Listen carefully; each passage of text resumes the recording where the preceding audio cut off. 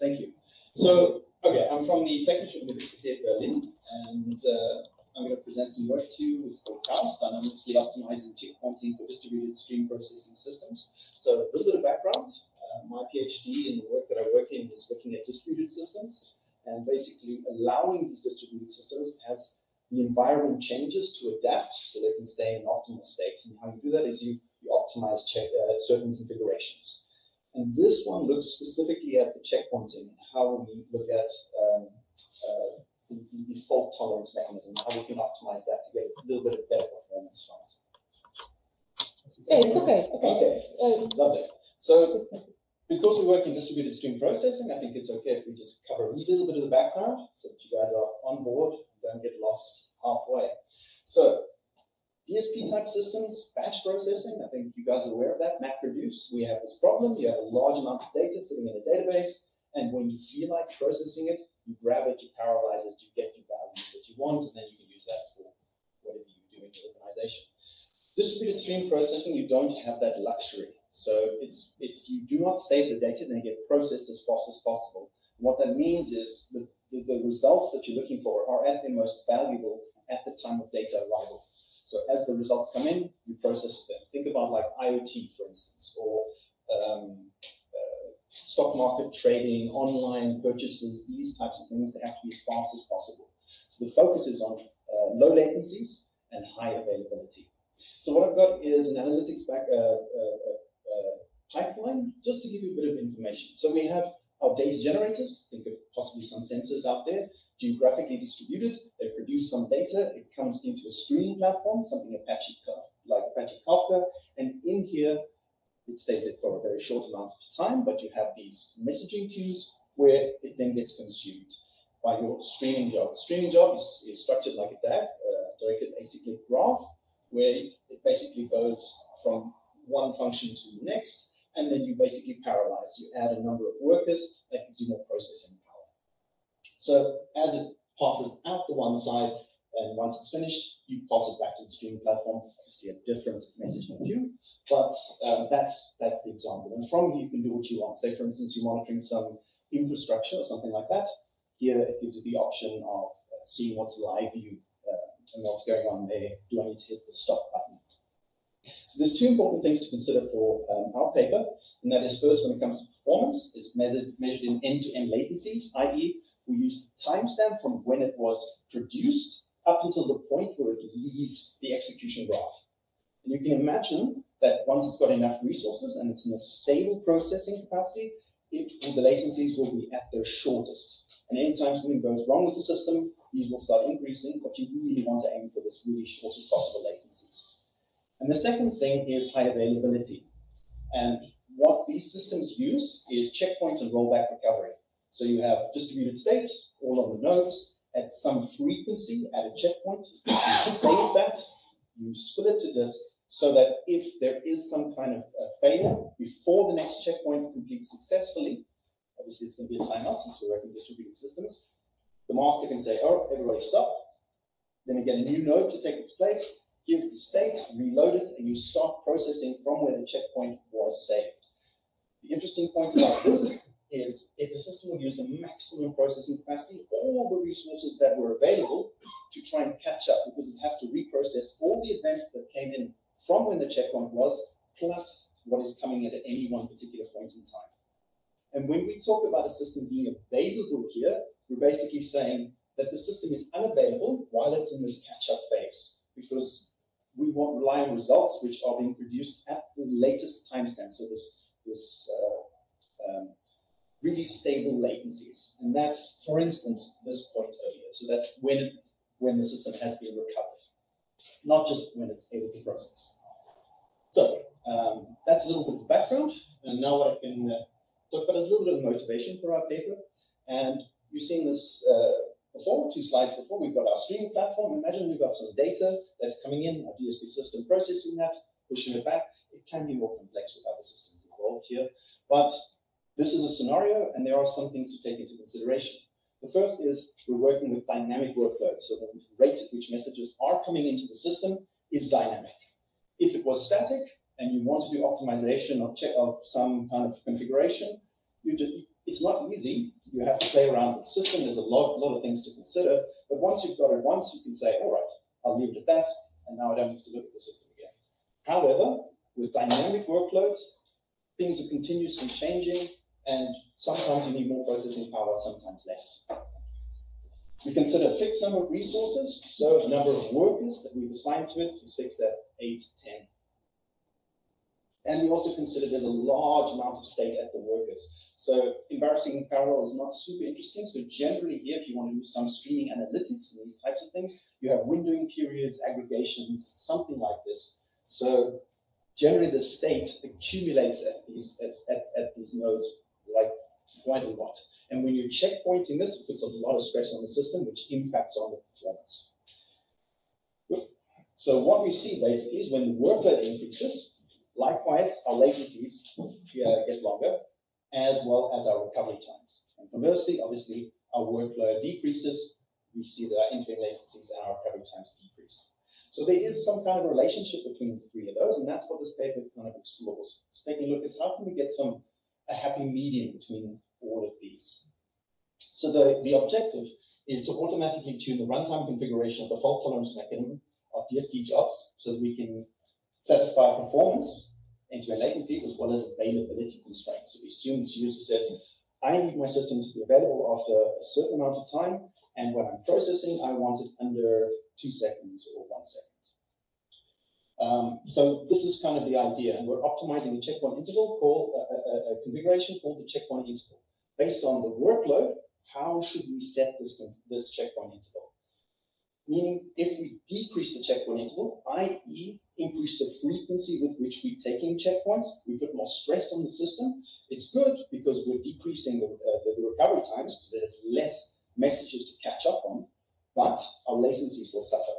And conversely, if we just put more time between that, our latencies are much better, but our recovery times are going to be much worse. So that's basically what we're trying to do at runtime, is optimize this particular interval so that we can say, if there is some constraint violations, can we loosen the one so that we can get both of them happy again? Right, so with that, I'd like to introduce Khaos, which is our... These checkpoints are done regular. Yeah, at an interval, yes. So usually you set something like 10 seconds or 20 seconds, and every 20 seconds. The workload from the input is irregular. It's dynamic.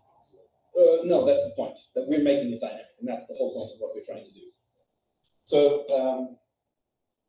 Khaos, you can think of it like a client application sitting there. You have something like Kubernetes, some virtualized environment. It doesn't have to be, but let's imagine we have that there. We've got this DSP system, the engine running, and we've got other systems in there, so Kafka, for instance. And what it has is this ability to interact with these systems, pull metrics, and dynamically change configurations as we go. So our method is separated into 3 main phases. So the first one is establishing the steady state. What is normal? If we want to do some kind of optimization, what are the bounds within that? We need some data. So once we understand what's the bounds of what normal is, okay, let's do some experimentation and some profiling to gather some data for us to do some modeling and then runtime optimization. And that becomes a continuous phase. So I'll just talk briefly about the first 3 of those. And the first thing is, when we look at establishing the steady state, is in stream processing, training data is hard to come by. So in batch processing, if you've got large amounts of data, you usually have jobs which are very similar. You run the same job over and over again. And this is where a lot of the research is associated with that. Here are jobs which are similar, maybe different data, but let's take the behaviors that we see here, we put that into a model, and maybe we can use that to optimize our system. In stream processing, the jobs are so heterogeneous that previous executions of other jobs don't really help you out that much. So what we're trying to say is, okay, we need to go and find data from somewhere. And to understand what is normal, we make the assumption is that we want to analyze the real-world historical workload, so not the metrics of running jobs, but the input of what they're expected to process, and determine what constitutes normal processing conditions. So in something like Apache Kafka, we have a messaging queue, and then you have timestamp and value that you're trying to process. You can aggregate on the timestamp, and then you'll basically be able to produce some workload. And then based on that, you can start looking at, okay, what's minimum, what's maximum? And if we're going to be doing some regression, that would be interesting interleaving points between that. So this gives us an idea of, okay, we kind of know what's expected, what solution space we need to explore. So the second phase is experimentation and profiling. We use parallel profiling runs to rapidly gather performance and recovery time metrics to target stream processing jobs. So you have your targeted job running in the environment. What we do is we say, okay, give me that same job. I'm going to deploy multiple versions of that with different configurations. We're in the cloud. We assume we can do this. And let's see when we restart them from a particular processing at a particular timestamp, i.e., you can tell it where to start processing, and hence it will get the workload that's expected over here. We can get some information that we can use to model. So the optimization loop is as follows. We select the configuration sets for the profiling. What's the minimum checkpoint interval? What's the maximum? Give me some values in between that. Let's deploy these parallel profiling runs. The same, except for that is the difference. We record normal performance metrics. So we get it running for a period of time and say, okay, this is what normal represents. Let's save that. Then what we do is with these metrics, we train an anomaly detector. So we use AutoRima. So it's basically time series forecasting. It basically just takes an input sequence, which is this, and it tries to predict what the next value is. And then you can ask the question, is that next value that we're trying to predict within a particular bound? If it's outside of some threshold, then it's an anomaly. I'll explain why that's interesting. So after we deploy a normal, train this model, then we inject some failures. And then what we do is we measure these recovery times, because there's no other way to do this. How long does it take to find this particular point when it's processing at the shortest possible latencies? So we ask our anomaly detector, is it anomaly or is it normal processing? And what you'll see is it will tell you no, until you get there. If you measure the length, that's how long it would take. We make the assumption for our paper that it's the worst case scenario. So we inject failures just before the next checkpoint completes. So that's how we do our profiling and experimentation around here. Once we've done that, we destroy these profiling jobs, we've got our data, and we create two models. So we have latency model, obviously, our checkpoint interval, and our workload, throughput rate, and our dependent variable will be our end-to-end latencies. And you can see from this that as you decrease the checkpoint interval, so stress the system out more, make it more frequent, as well as increasing the workload, we move towards this point where if there is a constraint defined, 1 second, we move towards that particular point. And likewise, for recovery time modeling, sort of like the inverse, checkpoint interval, workload, but recovery time max. And over here, again, if we start relaxing this a bit more, we're getting to this point. So if you put them together, you can see that there's a strip somewhere in the middle, and that's where we've got to be targeting. So our runtime optimization is quite straightforward. We evaluate the status of our jobs. We're using very coarse-grained metrics here. You want to do that to ensure that it's generalizable. So what you don't want to do is start optimizing when your metrics are a bit funny, i.e., was there a failure more recently? I don't want to optimize my system based on the metrics that are being produced while it's in the catch-up phase. So you make sure that a reconfiguration didn't happen recently or a failure, and if it did, I'm just going to wait, and then it comes back again. So once we know that the system has been processing normally, okay, we'll go gather our metrics, we update the models, and then we do this evaluation. Are the constraints violated? If not, we just go back into wait, and we can tell our system to cool down. Otherwise, let's find a new optimal configuration. So something which minimizes both. Takes us, gives us the largest possible chance of not being violated sometime in the future. So just one of those. And once we've done that, reinitialize the system, you initiate the reconfiguration, and then you go back into the wait phase. Now, I have to say that this reconfiguration for exactly once processing guarantees, which is what we look at, it means that every message is processed once and only once, and all results are completely consistent, even in the presence of partial failures, is the highest fault tolerance guarantee of these systems. It's also the most expensive. So what you have to do is save the state, stop the system, change the reconfiguration, and then start again. So there is some cost involved here. So that's basically our idea, at least what we're trying to present. And we did conduct some experimentation.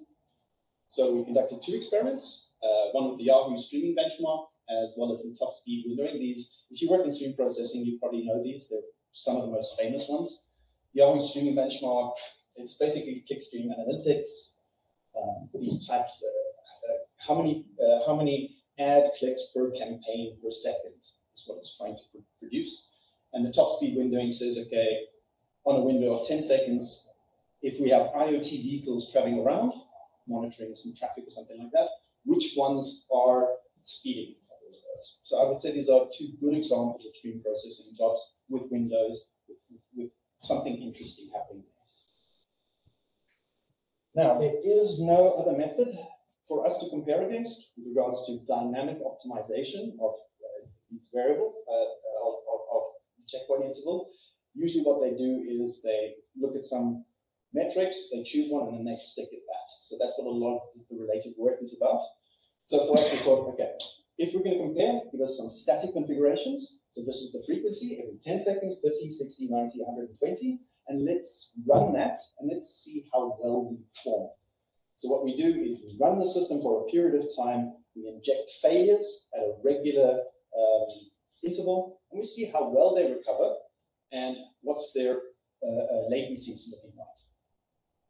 And our constraints are 180 seconds recovery time target. That's very reasonable in these types of systems. I think you wouldn't get anything less than 2 minutes, and we're working with throughput rates of in excess of 50,000 per second, 100,000 per second.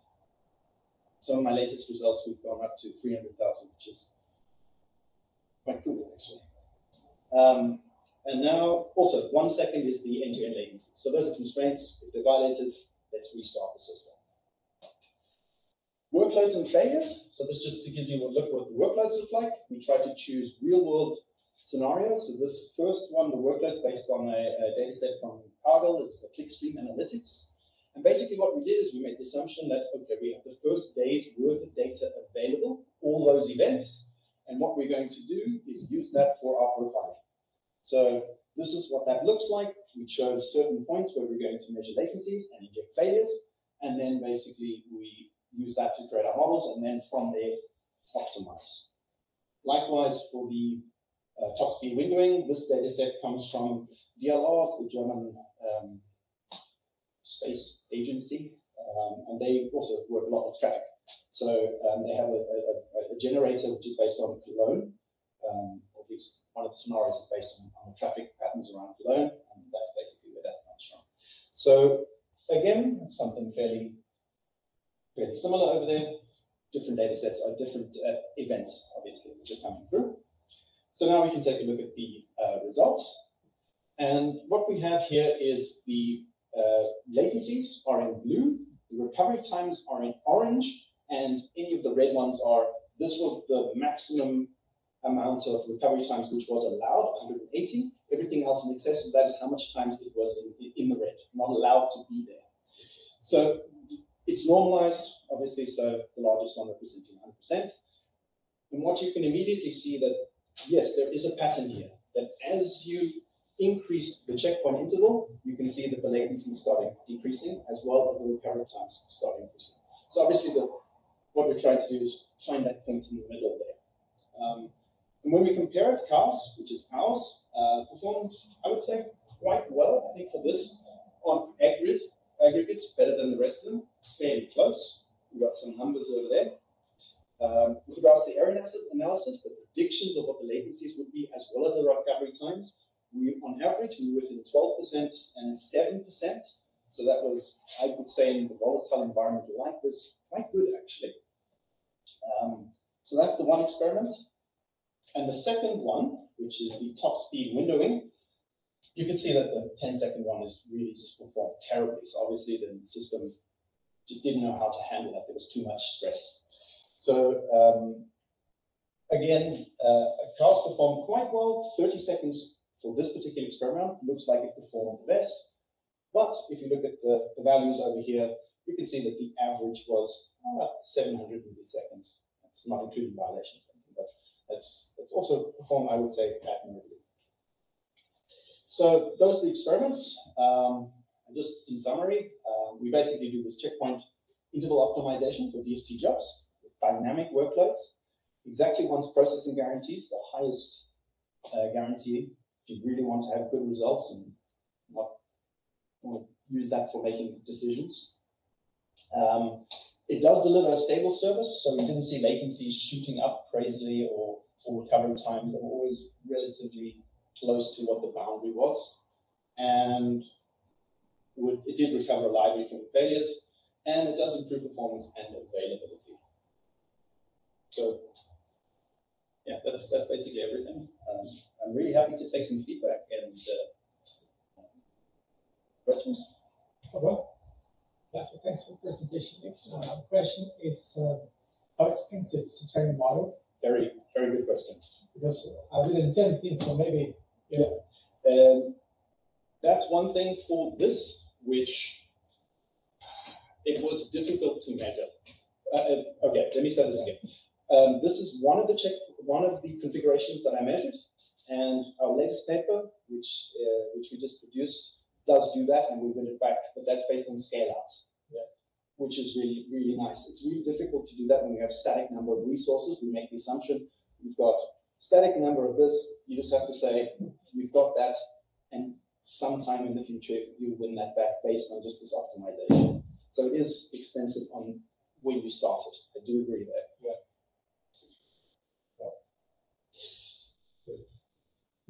But if you do want to have your jobs, and it is a scenario that you have a fixed number of workers, dynamic scaling is not it's still very much in its infancy, and you want to play around with what you have, it's a method which does that.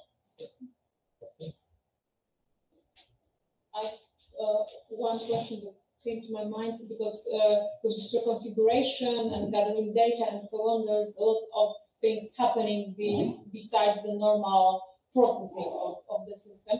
Did you try to measure what's the burden when it comes to resources consumption and so on, with adding this functionality to the system? That's a very good point. We did look into that. It became really difficult. So make the assumption we've got some cloud type environments. We are able to do this. We have enough bandwidth. No, we didn't. Okay. But having said that, the results still show that it's able to find near optimal. Based on that, obviously the results would have been much nicer. One of the things I think that for these experiments would have been much better is we chose two workloads which were relatively similar, and we thought, okay, this is going to be, because they're relatively similar to each other. It might have been more interesting to have some kind of random something like this to show, okay, this is what happens when it's low, this is what happens when it's high. I guess they all average out to something similar. But having said that, you can still see that the results are quite variable, even if the workloads are similar. So. Okay. Any other questions? Just a short one. I also have a longer one, but I will So have you actually constructed a mathematical model of what you are doing? I mean, an optimization. We tried to. The point is, a lot of the people that we're working with and who this is targeted at are not necessarily mathematicians. So we did, for this and a few papers, try and design that. My colleague is very good at doing this type of thing, and we put it together. We sent it to my professor, and he looked at it and he just went, there's a very small group of people who can understand what you just wrote here. So explain it in the paper and do it much easier, and then you increase your audience. So that's basically what we did. So if you're interested in taking the paper, we've still got some of that in there, but would be quite cool to have something a bit more extensive, but it's not really my area. I hope that answers your question. It does. Anyone else, guys? Okay, I just want to say thank you so much for all the, I know it took so much of your time, but much appreciated. Thank you very much.